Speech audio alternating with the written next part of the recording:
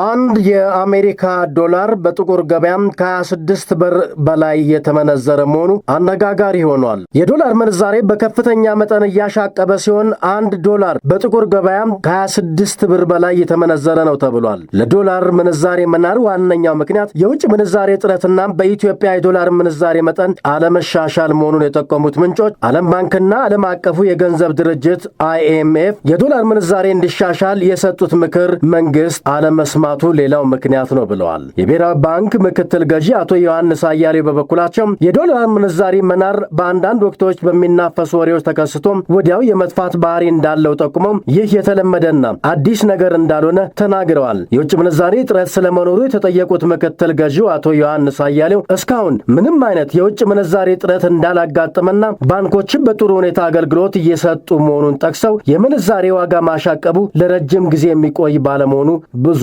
እንደማያሳስብ ገልጸዋል።